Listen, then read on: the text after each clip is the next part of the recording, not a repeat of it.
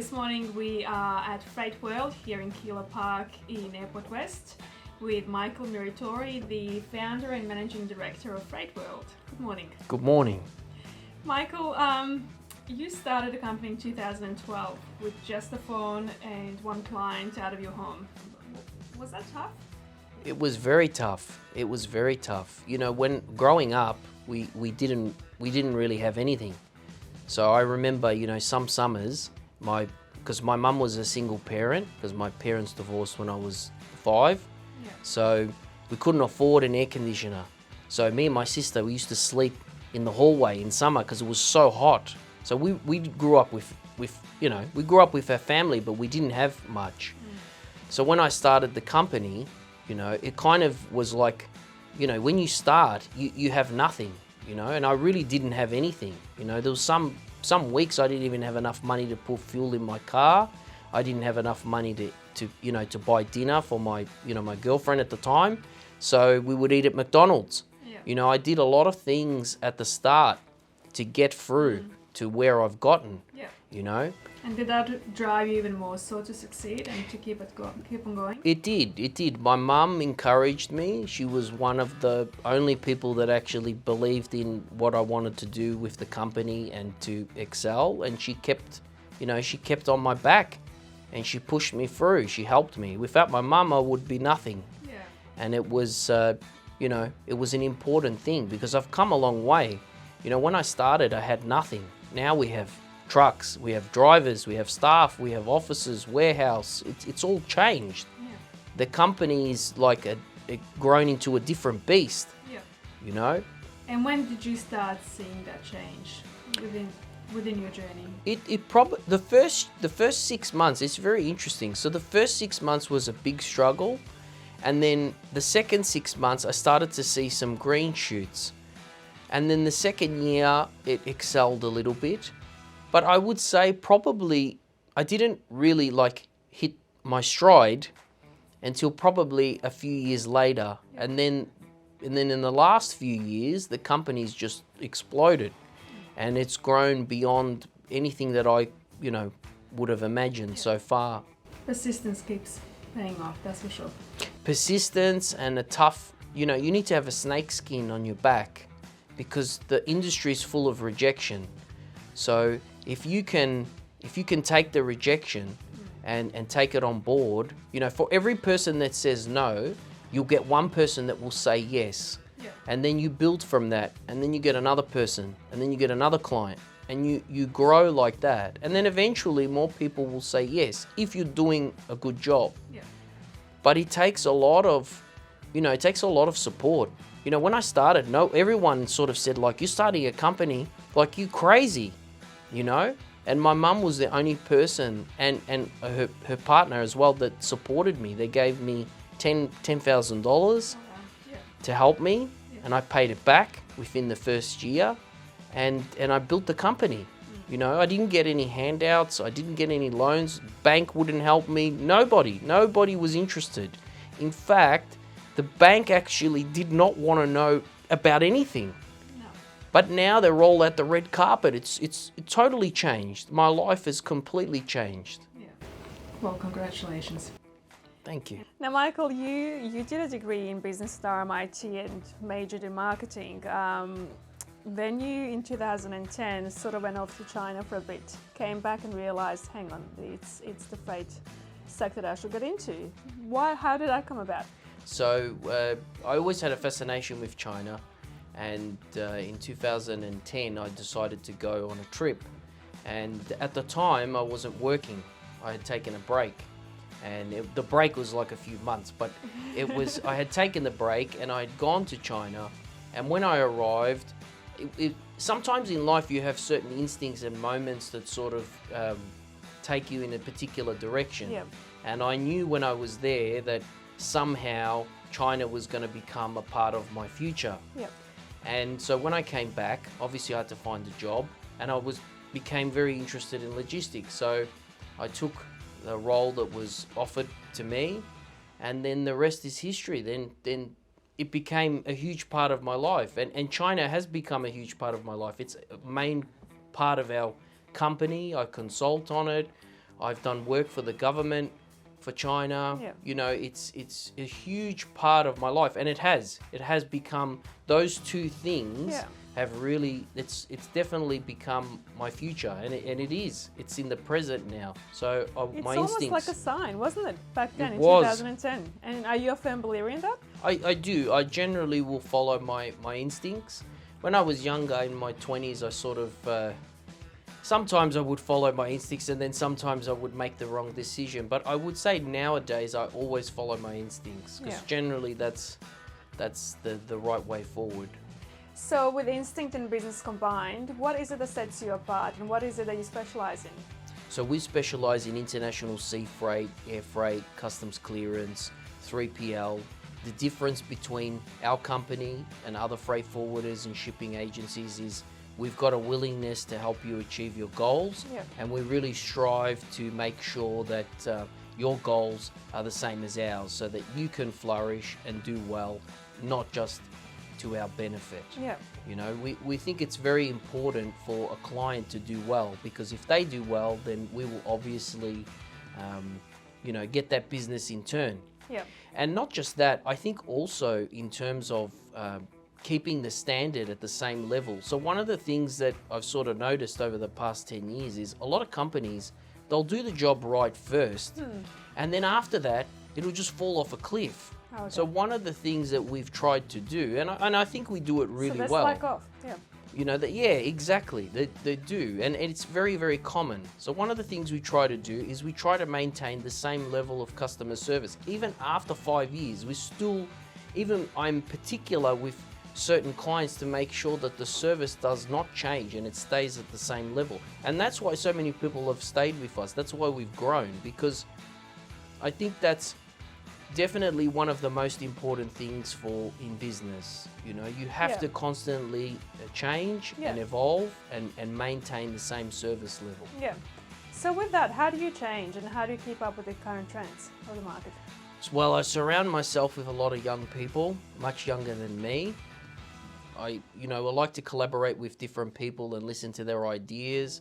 I'm a firm believer in technology and advancing in that sense. So we're constantly evolving. Like in the last couple of years, we've evolved quite a bit. So Yeah. we've transformed the whole company, and we've basically digitized everything. Yeah. So we know where every truck is at every moment. We know where the cargo is. We know if the cargo's been offloaded. We know if the cargo's arrived. We've pretty much digitized the whole supply chain in terms of what we do in Victoria. That's amazing. Actually, on that point, you know, this sector still has that demographic of major key players in their 50s or 60s, and we're seeing the younger generation come on board and embrace technology. So would you say that you are embracing because of who you are and your age? I think it's more to do with the fact that the everything is constantly changing.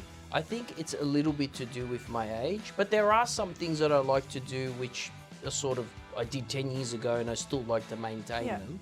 But I also think that it's important to, it's important to constantly evolve, Yeah. because the market's always changing. So if we stay the same, then we will just get left behind. So the game of freight, how has that changed over the last 5, say, years, or even more so the last 2 to 3 years of COVID? Well, everything's changed since COVID. So prior to COVID, you could get space, you could get equipment, you could get a driver, you could get this, you could get that. It was very easy. Yeah. And then as soon as COVID hit, I mean, for the first couple of months, everything just stopped and literally stopped. The phone stopped ringing, nothing was happening. It was quite a dire situation. And then all of a sudden, it just went kaboom. And everything went into like high gear. Yeah. And it's been like that ever since. It has not stopped. So we've tried to harness that as much as we can and employ as many people as we can. And we've employed 4 extra people in the last few months, Okay. just to help with the growth. And, you know, we are sort of on track to hire more people to help with that growth. So how many employees do you have here at the premise, and how many offices altogether are there? So there's 9 of us. We have an office in Sydney and also one in Brisbane, and we're also hoping to grow overseas in the near future. And clients altogether? Clients, it's over 1,000. Wow. So Michael, to have started in 2012 with one client to over 1,000, well, congratulations. What is it that you do so right? I think we just listen to our clients and we try to provide the best service possible. And Michael, where to from here? What does the future hold for FreightWorld the next 5 to 10 years? I think we want to grow the company to a point where we are basically a global company. I mean, we're global and international in the sense now, but I really would like to keep continuing the growth of this company and possibly looking to become a shipping line. Maybe not in the next year, but definitely in the future. I think there definitely is an opportunity there to do that, and that's really what we're sort of aiming and working towards. As big as dream as it is, it's definitely possible. Just how challenging are the times within shipping? Shipping is very challenging at the moment. I think the main problem that we have is it's kind of like the Wild West. And when I talk to clients, they say, well, Michael, what's happening? Why is it like this? What's the problem? Well, the problem is we're not all working together. Everyone's just doing what they want and everyone's working against each other. And that's part of the issue. So yeah, there's a huge backlog because of COVID, but part of the problem is also the workforce at the same time. So a lot of companies are saying they can't find staff, or maybe we need to do things a little bit differently to improve the service. Maybe we need to do a little bit less data entering and focus more on the customer service. There's a lot of things that we can do in order to improve the service. But you know, when you talk to shipping lines, when you talk to particular companies, particularly the shipping lines, they'll say to you, oh, but you know, we're competing for the service, we're competing for the, you know, against America and Europe, and they're taking all the boxes. We'll get vessels here, get vessels to Australia. The market's there. We need the equipment. So, you know, what are you waiting for? Yeah. Build the vessels, get them. Let's get it done. What, you know? Yeah. So your customers, is there more pressure from your clients because of demands? Yeah, the pressure is immense with customers at the moment, particularly because, you know, I've got some clients that will call me directly, and because the rates, particularly with ocean freight rates, have skyrocketed, it's very detrimental to their business. So we really try to find the best option and the most cost-effective option for them, because, you know, for some people it affects their business a lot. You know, in some cases, some containers can cost, you know, 30,000 USD depending on the destination. Yeah. It's huge money. You know, it's almost a deposit for a home or for an apartment. It's not, you know, it's not loose pocket change. So I think the longer that we sort of continue down this road, it's going to have the opposite effect on the market. And just lastly, Michael, you're a person that gets into the office at 4 a.m. Is this all worth it? It definitely is worth it. The only thing I would say is, in shipping, you have your positives and you have your negatives. Sometimes when you go into particular industries, it might be all rainbows and sunshines. I'm sure there are industries like that. This particular industry, you have to be built tough. You either will make it or you will fail. And a lot of people come into the industry and it's just a revolving door. And then you have some people that last, you know, 30, 40 years, which, you know, a lot of my colleagues have been around that length of time. But you really need to have a tough skin, and you really need to have a lot of confidence, because the industry is full of rejection. Yeah. So if you can take the rejection and then harness it and then use it to your advantage, you'll succeed. And I would say that's how I've come this far. You really, you know, when I started, nobody wanted to know me. Nobody. It really is like that, because when I started, I was 24. No one wants to know me. They think, who's this young punk? Who the hell are you? And it's true. It's true. And you earn your spot in this industry. And if you work hard, you'll do well. Yeah.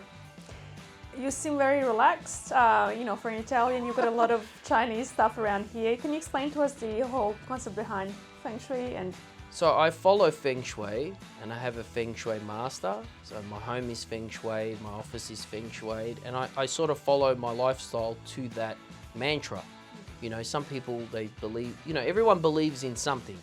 And that's kind of something that I've followed for, you know, for many, many years. And it's something very important to me. You know, some people might think, you know, it's a load of nonsense, but for me, it's very important. So I've always followed that from, well, not from the beginning, actually, probably the last 7 years. Okay. And you've seen changes? Huge changes.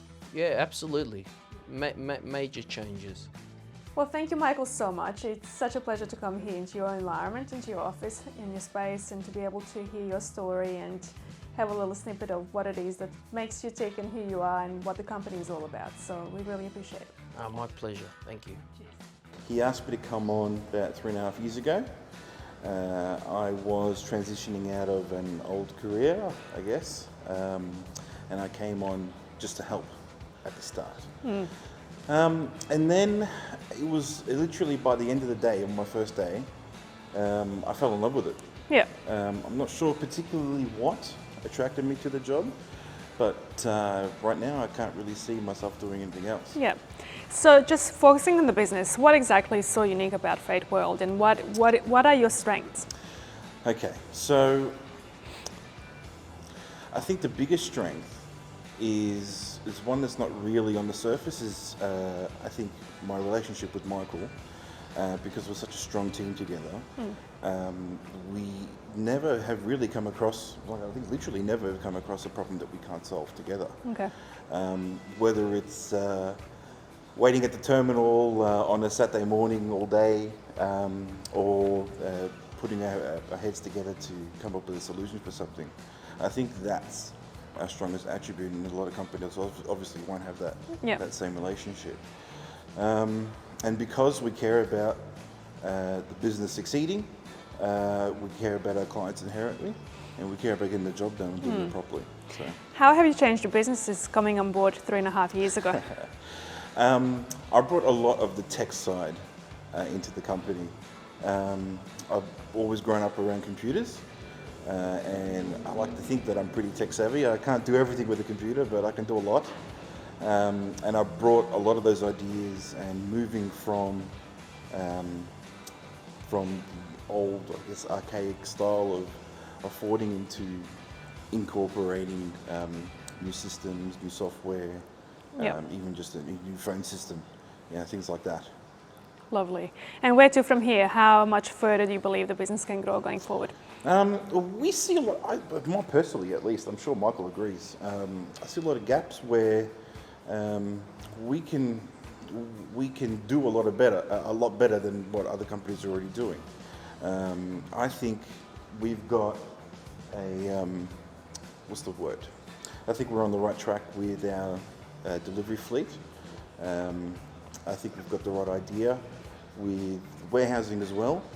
And a lot of our competitors, I guess, or other services that we use, lack a lot of structure that we want to get into. Yeah. I mean, just in terms of where we can go, the possibilities are endless. So. Beautiful.